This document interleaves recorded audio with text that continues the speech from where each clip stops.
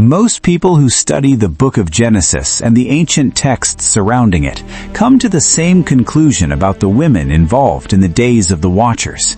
They were victims, innocent women, deceived by beings far more powerful than themselves. Women who had no idea what they were getting into. And for a long time, that felt like the right conclusion. But here is what I need you to understand before we go any further. That conclusion is not the full story. In fact, the deeper you go into Scripture and the ancient writings that surround it, the more you realize that the picture is far more complicated and far more sobering than most teachers are willing to admit. Because heaven did not respond to those women the way you respond to victims. Heaven responded the way you respond to participants. And the one sent to deal with them was not a counselor. He was not a messenger of comfort. He was the Archangel Michael, commander of the armies of God, the enforcer of divine order. And what Michael did to the wives of the fallen angels is one of the most rarely discussed judgments in all of ancient Scripture. By the end of this video, you are going to understand exactly what happened, why it happened, and why the lesson buried in this story may be more relevant to the world we are living in right now than most people would like to believe. Let us get into it. To understand the judgment, you have to understand the crime. And to understand the crime, we have to go back to the beginning of what many scholars call one of the darkest chapters in human history. Genesis chapter 6 opens with a description that has puzzled readers for centuries. It says that the sons of God saw the daughters of men, that they were beautiful, and they took wives for themselves from all they chose. Now, the Hebrew phrase used here, Bene ha-Elohim, the sons of God, is the same phrase used in the book of Job to describe divine beings, heavenly beings, beings that existed before the creation of humanity. The ancient Jewish interpreters, the early church fathers, and the writers of texts like the Book of Enoch all understood this to be referring to a group of angelic beings who made a deliberate, willful decision to abandon their assigned place in the heavens and come down to the earth. These are the beings the Book of Enoch calls the Watchers. According to 1 Enoch, 200 of them descended on Mount Hermon, and they did something that was forbidden. They took human women as wives, they had children with them, and through those unions they introduced things into the human world that were never supposed to be here. The children born from those unions were the Nephilim, giants, beings of extraordinary size and appetite, who began to consume everything around them. And the Watchers themselves began teaching their wives, and through their wives, the rest of humanity, things that were supposed to remain locked away: forbidden knowledge, forbidden arts, the secrets of sorcery, of enchantments, of how to manipulate the spiritual world for personal power. That is the foundation of everything that follows. But here is the part of the story that most teachers skip over.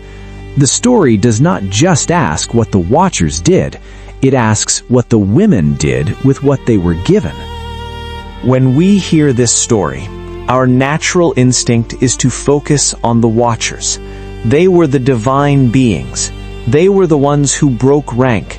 They were the ones who came down when they were supposed to stay up. And so the women, in our minds, become background characters, passive, caught up in something that was not their fault. But the text does not treat them that way, and neither does the judgment that follows. Here is what 1 Enoch actually describes. The women were taught, specifically, intentionally, and thoroughly taught. They were given knowledge of enchantments and root cuttings. They were taught sorcery. They were taught how to work with forces that were spiritual and dark and powerful. And the text does not describe them sitting in horror at what they were learning. It describes the spread of these practices, It describes how this forbidden knowledge moved outward from these women and corrupted the people around them. Now I want you to think about that very carefully. There is a principle that runs through all of Scripture, from the very beginning to the very end, and it is this: knowledge creates responsibility. When you know something, when you have been taught something, when you have been given access to something, you become accountable for what you do with it. These women were not stumbling through the dark. They were being educated by beings who had existed since before the creation of the earth. They were receiving instruction that was ancient, powerful, and deeply forbidden. And the record of what happened next makes it very clear that they did not refuse it. They did not push back. They did not call out to God for deliverance from what was being put in their hands. They practiced it. And through their practice, the corruption that the Watchers had introduced began to flow like poison into the veins of human civilization itself. By the time heaven turns its full attention to the earth in the days before the flood, what it sees is almost beyond description. The Nephilim, the offspring of the Watchers and the women they had taken, had grown into beings of enormous violence. First Enoch describes them consuming everything around them. First the animals, then the crops, and when there was nothing left, they turned on the people. The earth was drowning in bloodshed. But it was not just physical violence. The spiritual contamination was spreading just as rapidly. The forbidden knowledge that had been handed to the wives of the Watchers had filtered out into the broader population. Sorcery was no longer isolated. Enchantments were being practiced openly. People were using forbidden arts to manipulate one another, to seek power, to connect with spiritual forces that were not from God. Genesis 6 says it plainly: "The earth was corrupt in the sight of God, and the earth was filled with violence. And God looked at the earth, and saw that all flesh had corrupted its way upon the earth." All flesh. Not just the Watchers, not just the Nephilim. All flesh. The whole of human civilization had been compromised. The whole of what God had created had been bent away from its purpose. And this happened not only because divine beings broke rank. It happened because the knowledge they brought with them found willing hands here on the earth to spread it further. Heaven was watching all of this, and heaven was not going to stay silent. The response from God was swift and total. The archangels were given assignments. Raphael was dispatched to bind Azazel, one of the leading Watchers, hand and foot, and cast him into the darkness. Gabriel was sent against the Nephilim to stir them against one another so that their own violence would consume them. Uriel was sent to warn Noah. Each assignment was specific. Each one was surgical. God was not burning everything down carelessly. He was dealing with each part of the corruption with precision. But the archangels had another assignment that First Enoch records with chilling clarity.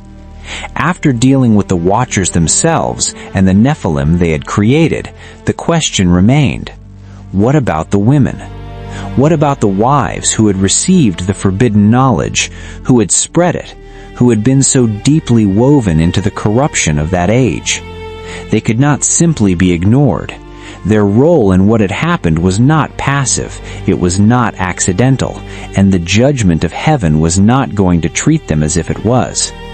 There is a moment in the text where you can almost feel the weight of the question hanging in the air. The Watchers have been bound, the Nephilim are destroying one another, the flood is coming to cleanse the earth, and then the attention turns to the women. Of all the archangels, Michael is unique in one very specific way. He is not described in Scripture as a teacher. He is not described primarily as a healer or a messenger. He is described as a warrior, a commander, the one who stands on the side of God's people in times of warfare, and the one who enforces the judgments that God decrees. The Book of Daniel calls him the great prince who stands guard over God's people. The Book of Revelation shows him leading the armies of heaven.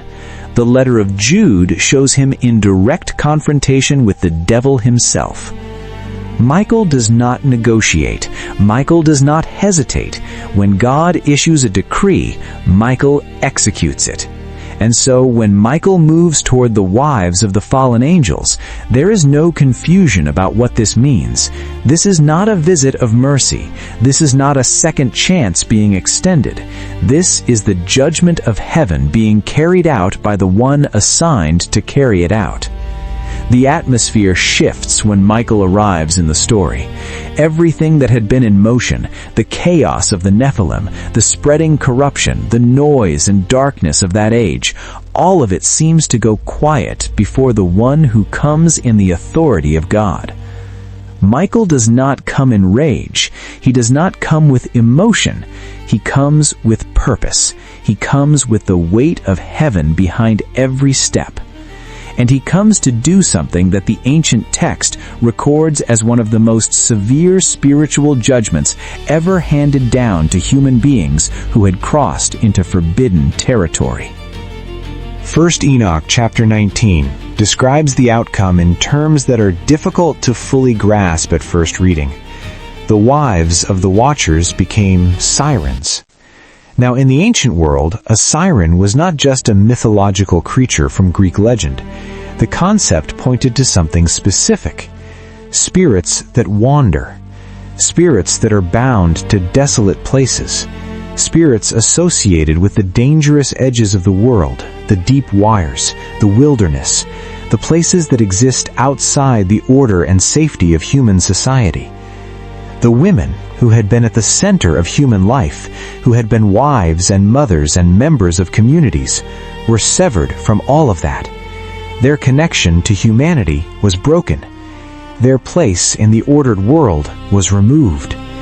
They were bound, not to a prison underground the way the Watchers were bound, but to a different kind of exile, a wandering without rest, an existence in the borderlands between the world of the living and the spiritual realm, attached to neither, welcomed by neither. And here is the theological weight of that judgment that I need you to sit with for a moment. They had crossed boundaries. That was the heart of their sin. They had participated in the crossing of lines that God had drawn to protect the order of creation. The Watchers had come down from where they belonged, and the women had reached up toward what was forbidden to them. Together, they had broken the walls that God had put in place. And so the judgment that Michael carried out had a terrible symmetry to it. They had refused to stay within their boundaries. So heaven removed their boundaries altogether. And what is left when you remove all of your God-given boundaries is not freedom. It is wandering without end, without home, without rest. That was the fate of the wives of the fallen angels. Now, I know that some of you watching this are asking the question that you should be asking. Were they not deceived? Were they not taken by beings more powerful than themselves? Does heaven really hold them responsible for what happened? And that is a fair and honest question. Let us deal with it directly. Scripture, from beginning to end, establishes one consistent principle about knowledge and accountability. When Eve was deceived in the Garden of Eden, the deception did not erase the consequence. God still addressed what had happened. The actions still carried weight. Being deceived does not automatically remove responsibility, especially when the deception is followed by ongoing participation. And that is the key word here, ongoing. The women in the days of the Watchers were not simply tricked once and then immediately repented. The text describes a sustained practice of the forbidden things they had been taught. Sorcery was not a one-time event. Enchantments were not practiced once in a moment of weakness and then abandoned. These things spread, they took root, they multiplied. And all of that points to a level of willing participation that goes beyond simple deception. The early Jewish interpreters of these texts understood this. The writers of the Talmudic period understood this. The ancient rabbis who wrestled with the Book of Enoch and its relationship to Genesis understood that the judgment handed down was not arbitrary cruelty. It was the precise and just response of a God who takes the corruption of his creation seriously. Michael did not act out of anger. He acted out of authority. And the judgment he carried out was the judgment of a God who does not ignore what has been broken. Now here is why this story is not just ancient history. Here is why this matters right now. Jesus himself, in the book of Matthew, pointed to the days of Noah as a picture of the last days. He said, "As it was in the days of Noah, so it will be at the coming of the Son of Man." People were eating and drinking, marrying and giving in marriage, right up until the day Noah entered the ark, and they had no idea what was coming until the flood arrived and swept them all away. The days of Noah were not just days of violence. They were days when boundaries were being crossed on a massive scale. Boundaries between the divine and the human. Boundaries between the physical and the spiritual. Boundaries between what God had designed and what rebellious beings were introducing as a counterfeit. We live in a world right now where boundaries are being challenged at every level. The line between human and something else is being blurred in ways that would have seemed like science fiction 20 years ago. The spiritual world is being accessed and explored by people who have no framework of protection or accountability. Ancient practices that belong in the category of forbidden knowledge are being repackaged as wellness, as empowerment, as progress. And the lesson of the wives of the fallen angels is not a lesson of condemnation, it is a lesson of warning. Participating in what is forbidden does not protect you from the consequences of what is forbidden. The women thought they were gaining something. They thought the knowledge they were receiving was power. But what they were actually doing was weaving themselves into a judgment that would remove them from everything they had. Heaven is still the same. God is still the same. The principles that governed that age govern this one, and Michael is still the same. So let me leave you with a question that I want you to think about long after this video ends. If heaven looked at those women and saw not victims, but participants, what is heaven seeing when it looks at us? What are we accepting that we should be refusing? What knowledge are we receiving that we should be pushing back? What boundaries are we walking across because the world around us says it is fine, it is normal, it is just the way things are now? The wives of the fallen angels did not wake up one morning and decide to destroy the world. They made choices, one at a time, until the choices had made them into something they were never supposed to be. Do not let that be your story. If this video made you think, if it opened up questions you had never considered before, drop them in the comments below. I want to hear what you are wrestling with. And if you want to go deeper into the world of the Watchers, the Nephilim, and the ancient mysteries of Genesis 6, make sure you are subscribed because we are just getting started. This is a story that does not end with the flood, and the next chapter is one you do not want to miss.